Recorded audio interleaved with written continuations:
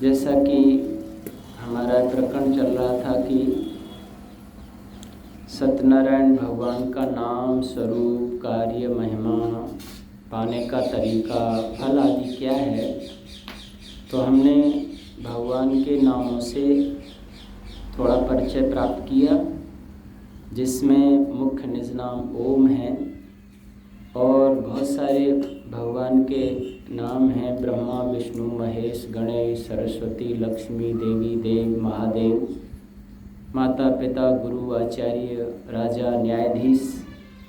कुछ गुणवाची नाम हैं, कुछ कर्मवाची नाम हैं, कुछ संबंधवाची नाम हैं। नाम से परिचित होने के बाद फिर भक्त कहता है, भगवान आपका स्वरूप क्या है। ऐसे किसी व्यक्ति को पहले नाम पूछते हैं, आपका नाम क्या है, फिर उसके शरीर को, डील डॉल को हम देखते हैं। ऐसे भगवान के स्वरूप को हम जाने तो जो अगली गायत्री मंत्र में 3 महाविहारतियाँ हैं, भू, भुवर, स्वः, इसमें भगवान के स्वरूप को बताया गया है। आज हम भू स्वरूप की चर्चा करेंगे। भू माने होना, भू माने जो सत्य है। भू का अर्थ है जिसकी सत्ता, अस्तित्व संसार में विद्यमान है। कि ऐसा नहीं है कि कोरे भगवान का नाम लोग लेते हों, भगवान हो ही नहीं, ईश्वर हो ही नहीं, और ऐसे ही कहते हों कि ईश्वर है। नहीं, ये भू विहारती कहती है कि जिस भगवान को आप सुनते पढ़ते आ रहे हैं लोगों से, उसकी सत्ता, उसका अस्तित्व दुनिया में है।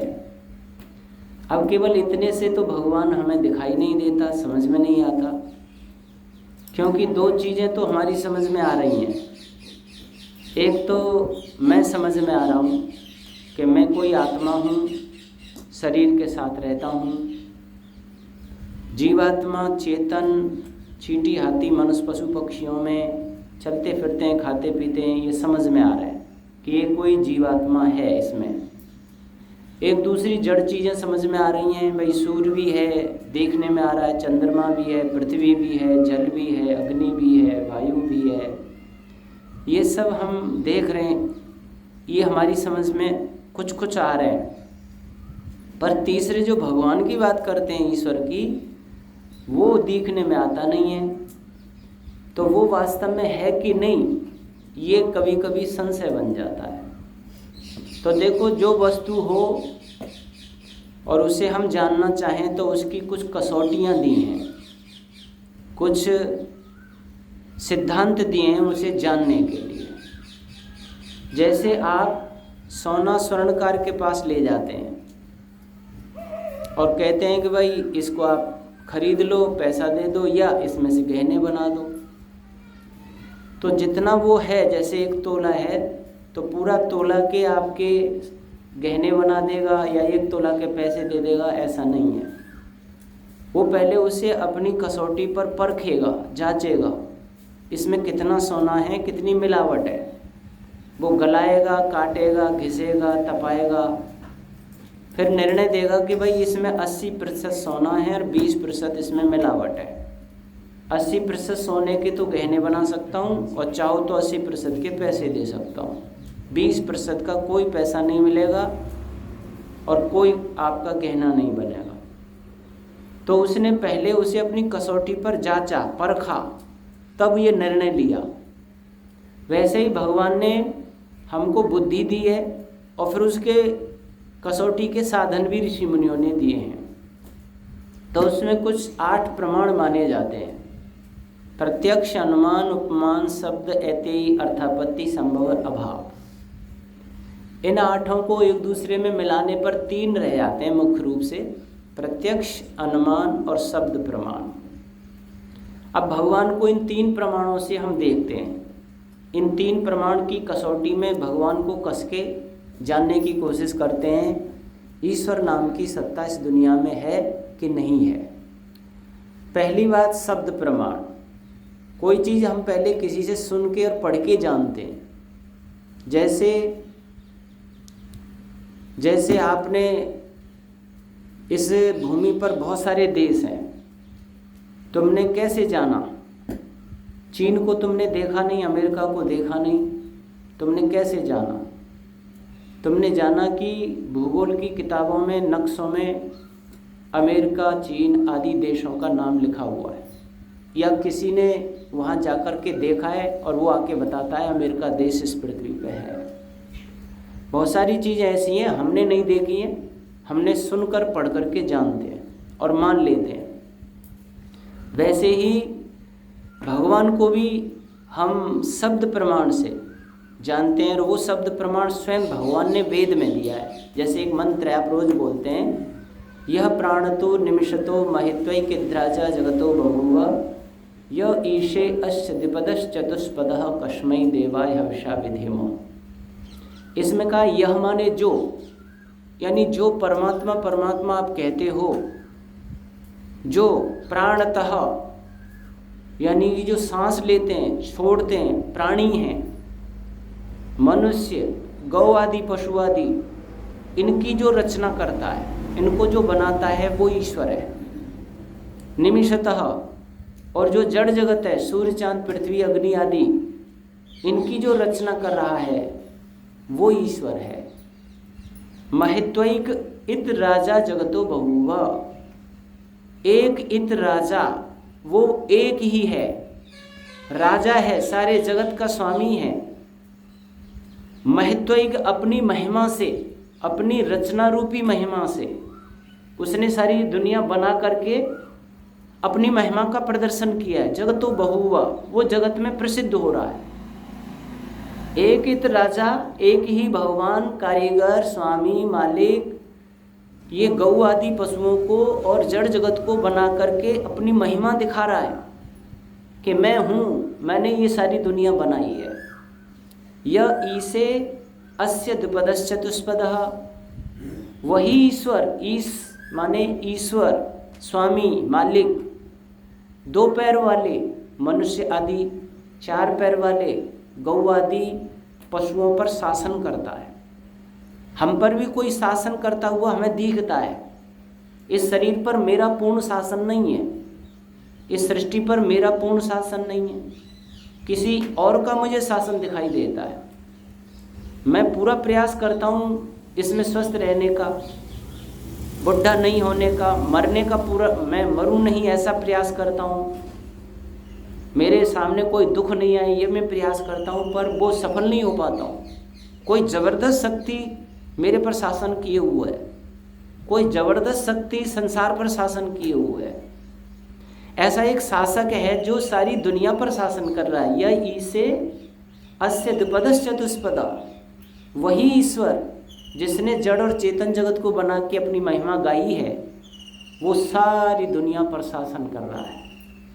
कस्मै देवाय हविषा विधेमा, उस सुखस्वरूप परमात्मा को, सब ऐश्वर्यों के देने वाले ईश्वर को हम उपासना करें, भक्ति विशेष करें, उसे भक्ति विशेष से, उपासना से हम उसे जानें। तो ये शब्द प्रमाण हो गया। यानी भगवान ने, आचार्यों ने, गुरुओं ने ऐसा सृष्टि में देख करके हमको बताया, शब्द से हमने सुना और हमने मान लिया कि भगवान है।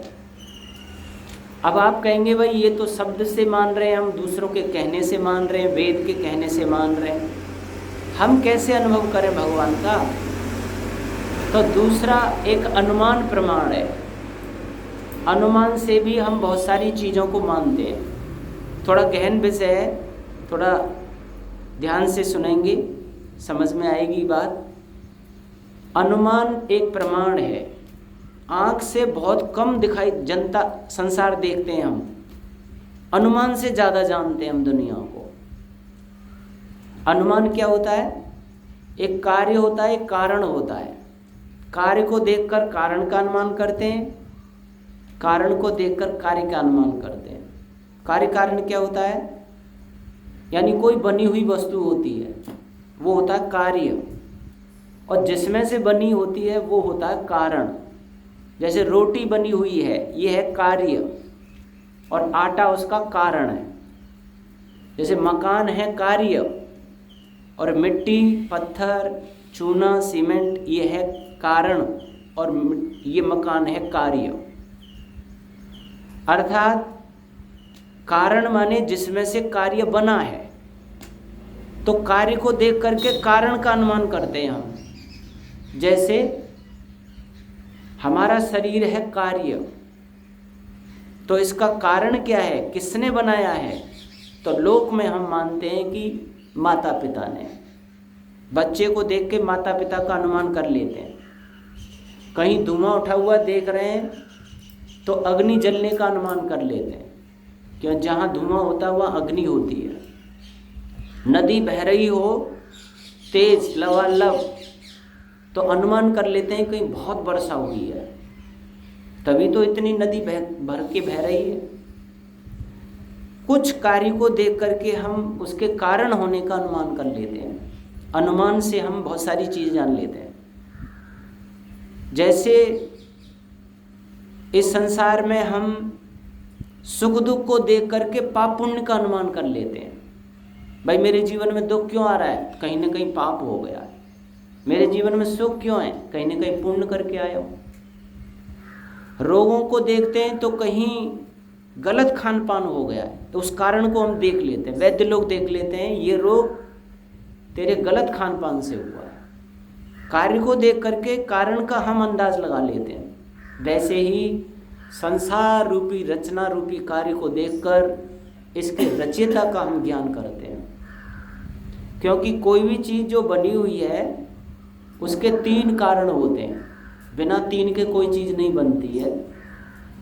एक होता है निमित्त कारण, जो कारीगर कहलाता है, बनाने वाला। दूसरा होता है उपादान कारण, जो मैटेरियल होता है, पदार्थ होता है। तीसरे होते हैं साधारण कारण, जो सहायता लेकर के बनाई जाती है जिन चीज़ों से। जैसे उदाहरण के लिए ये जो हवन कुंड है, ये 3 के द्वारा बना हुआ है। एक तो किसी कारीगर ने बनाया, ये जो चेतन है, ज्ञान वाला है, जिसने बुद्धि लगा करके बनाया इसको, काट छांट करके बुद्धि लगाई है। ज्ञानी होगा, चेतन होगा, जड़ नहीं होगा। बनाने वाला कोई ज्ञानी होगा। दूसरा इसका पदार्थ होगा, इसमें सीमेंट, रोड़ी, गारा और ये संगमरमर के पत्थर होंगे, ये उपादान कारण है। तीसरा काटने छांटने वाले उसके पास औजार होंगे। अगर काटने छांटने वाले औजार नहीं होंगे, हथौड़ा, छेनी आदि, तो भी ये हवन कुंड नहीं बनेगा। बिना 3 के कोई चीज़ नहीं बनती है। चाहे मोबाइल ले लीजिए, माइक ले लीजिए, मकान ले लीजिए, घड़ी ले लीजिए, इसके लिए 3 की ज़रूरत होती है। इसमें एक कारीगर चेतन होता है। कोई भी चीज़ बिना बुद्धि वाले, चेतन, ज्ञानी कारीगर के बिना नहीं बनती है। जैसे एक घड़ा है, घड़े को देखेंगे तो पता चलेगा ये किसी कुंभकार ने बनाया है। बिना कुंभकार के, ज्ञानी चेतन के नहीं बन सकता। अर्थात इस दुनिया को चेतन कारीगर बनाने वाले 2 हैं। एक है जीवात्मा और एक है परमात्मा। अब हमें परमात्मा का ज्ञान करना है। परमात्मा किस चीज़ को बनाने वाला है और जीवात्मा किस चीज़ को बनाने वाला है। हमारी जो सामर्थ्य है, हमारे हाथ जहाँ तक काम करते हैं वहाँ जीवात्मा बनाता है, भगवान की सृष्टि में से लेके। और हमारी सामर्थ्य खत्म हो जाए और ज्ञानपूर्वक चीज़ बनी हुई हो तो वो ईश्वर की मानी जाती है। इस प्रकार अनुमान करने से भगवान समझ में आता है। जैसे किसी ने एक माला बनाई, फूलों की माला, गुलाब है, गेंदा है, वो फूल उसमें पिरोए हुए हैं उसने, और माला आपको दिख गई तो आप विचार करेंगे कि ये किसी स्त्री ने या पुरुष ने बनाई है। माला अपने आप नहीं बन सकती है।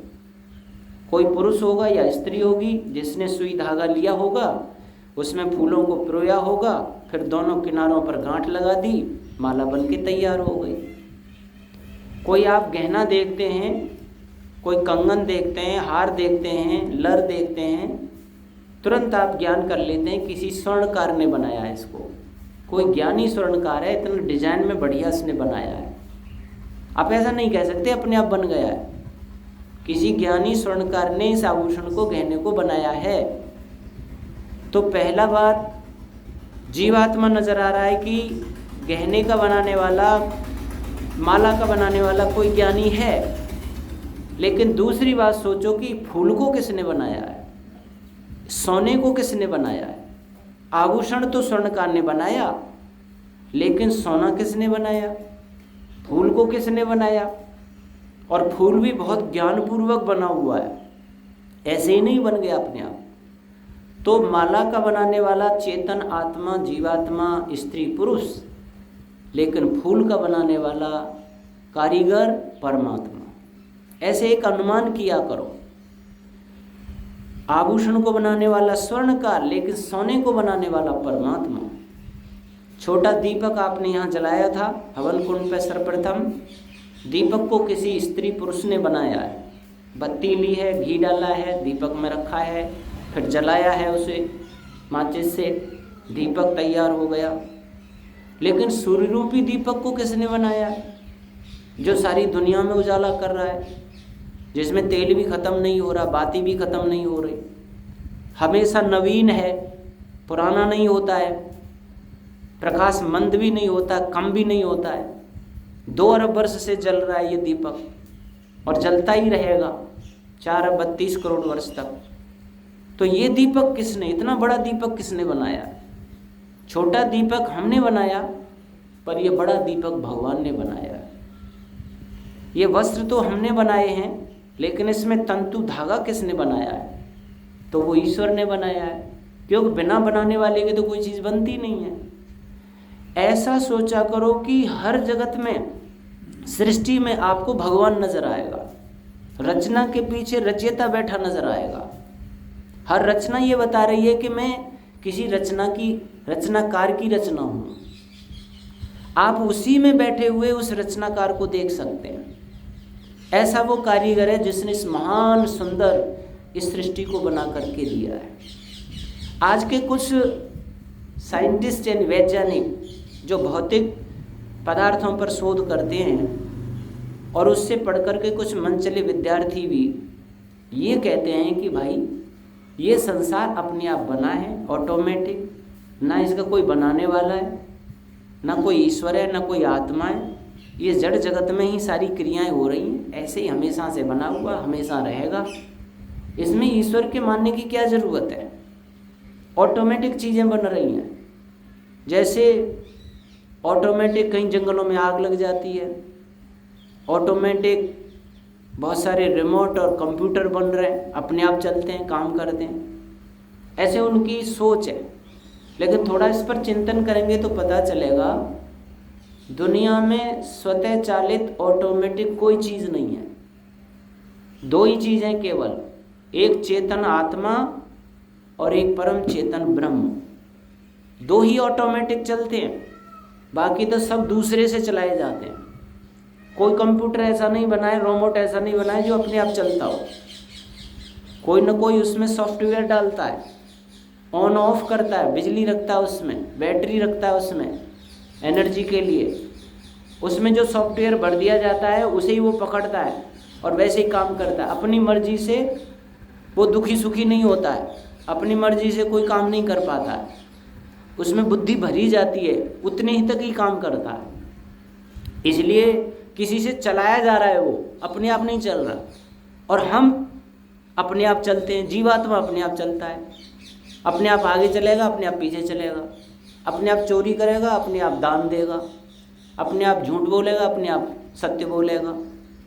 हम अच्छा बुरा अपने आप करते हैं, ऑटोमेटिक, हम स्वतः चालित हैं। ऐसे ही भगवान स्वतः चालित है, अपने आप, उसे कोई और नहीं चलाता और कोई नहीं बनाता।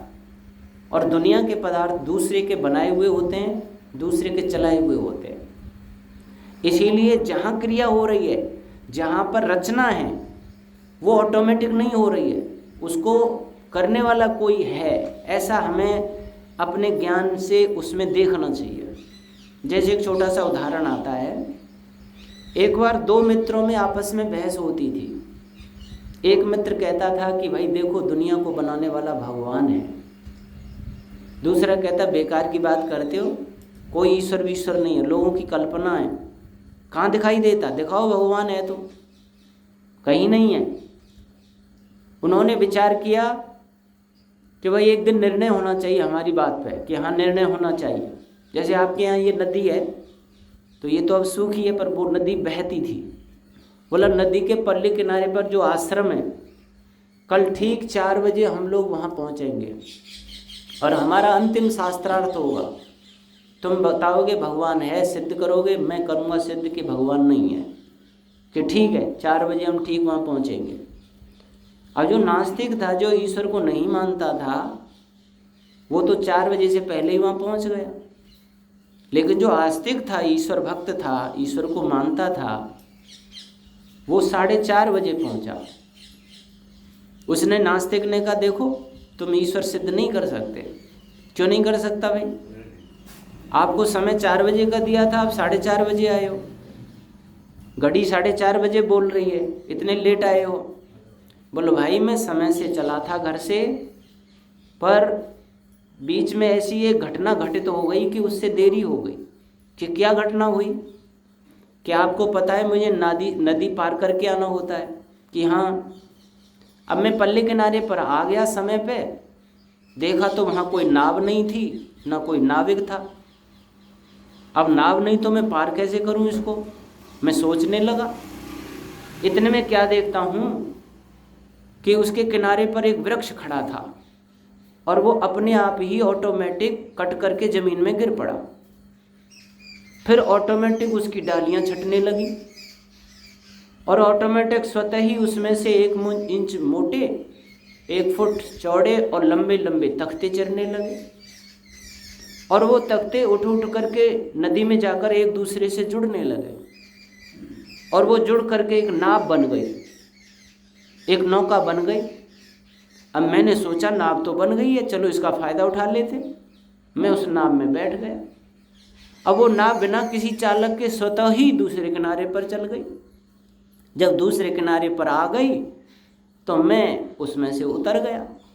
फिर क्या देखता हूँ कि वो नाव स्वतः ही वापस गई और पतले किनारे पर जाकर उसमें जो तख्ते जुड़े थे वो अलग हो गए और जहाँ पर वृक्ष था आपस में चिपक करके वो वृक्ष वहाँ का वैसे के वैसे ही खड़ा हो गया। भैया इस प्रक्रिया में मुझे देर हो गई।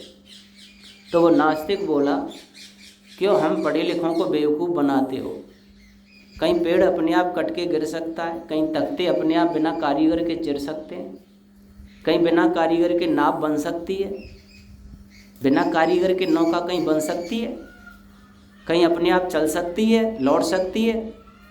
उसने कहा कि एक नाव बिना कारीगर के नहीं बन सकती, कि नहीं बन सकती। तब उसने कहा अरे भाई, एक छोटी सी काठ की नौका जब बिना कारीगर के नहीं बन सकती, तो ये संसार रूपी नाव इतनी सुंदर बनी हुई है, क्या ये ऑटोमेटिक बन गई? इसका कोई सुंदर ज्ञानी कारीगर नहीं है? तब एकदम उस नास्तिक को होश आया। वास्तव में आप सच कहते हो, एक छोटी सी नाव नहीं बन सकती बिना किसी चेतन कारीगर के, तो ये सूर्य, चांद, पृथ्वी, ग्रह, उपग्रह, मनुष्य, पशु, पक्षी, औषधियाँ, वनस्पतियाँ, लताएं, बेलें, कंद, मूल, फल, ये इतनी दुनिया सुंदर तरतीब से ज्ञानपूर्वक बनी हुई है। अवश्य ही इसका कोई बहुत बड़ा ज्ञानी कारीगर होना चाहिए। उसने तब माना और कान पकड़े कि हाँ, वास्तव में कोई अदृश्य व्याप्त ईश्वर है और वो ऐसे है जैसे एक दाना होता है। आपने ज्वार बाजरा बो के आए हैं, तिल बो के आए हैं, हर दाने में अंकुर होता है, लेकिन वो छुपा हुआ होता है, दिखाई नहीं देता। तोड़ो दाना तो आपको कहीं अंकुर दिखेगा क्या? लेकिन जैसे ही ज़मीन में डालेंगे अंकुर निकल पड़ेगा, विशाल वट वृक्ष बन के निकल पड़ेगा, आम का पेड़ बन के निकल पड़ेगा। अंकुर उसमें दिखाई नहीं देता, लेकिन उसमें होता है। ऐसे ही भगवान एक बीज की तरह, अंकुर की तरह अंदर सब में व्याप्त है और फिर वो अंदर से क्रियाएं करके सारा जगत तैयार कर देता है। एक छोटा सा वट वृक्ष का बीज होता है, जमीन में डालते हैं, अंकुर निकलता है, तना बनता है, डालियां छटती हैं, इतना विशाल वृक्ष बन के निकल पड़ता है। कहाँ से? एक छोटे से बीज में से। अंदर ही अंदर क्रिया हो रही है, अंदर ही रचना हो रही है। और इतनी रचना, कहीं मिट्टी उठती दिखाई नहीं देती है कि वहाँ खड्डा हो गया हो, कितने क्विंटल उसमें वजन हो जाता है। वो वजन कहाँ से आता है? मिट्टी तो खाली हुई ही नहीं। आप खड्डा खोदोगे, यहाँ से यहाँ गिट्टियाँ लगा दोगे, लेकिन इतना वट वृक्ष के अंदर कहाँ से आ गया? अदृश्य वो जैसे अंकुर उसमें होता है, वैसे भगवान बीज अंकुर की वजह तरह, बीज में अंकुर, अंकुर में बीज, बीज में अंकुर, अंकुर में बीज, वैसे सृष्टि में भगवान व्याप्त रूप से मौजूद है। हर रचना के पीछे बैठा हुआ है, हर चींटी में, हाथी में, पशु में, पक्षी में, पहाड़ में, नदी में, नाले में। आप अगर गौर से देखोगे उसकी रचना को देखते हुए तो आपको कारीगर हर जगह नज़र आएगा। इसको कहते हैं भू, माने होना, माने उसकी सत्ता इस संसार में विद्यमान है। और वो इतनी सुंदर रचना रचता है और पूर्ण रचना रचता है भगवान। उसकी रचना अपूर्ण नहीं होती। कैसे कैसे पूर्ण होती है और क्या है, ये चर्चा कल आपके बीच में करेंगे। तो हम भू नाम से भगवान के अस्तित्व को समझें, उसका और कैसे हम समझेंगे और कैसे प्रत्यक्ष उसका हो पाता है, ये शास्त्र क्या कहते हैं, ये अगले चरण में आपकी चर्चा होगी। इन बातों के साथ धन्यवाद। ओम शांति।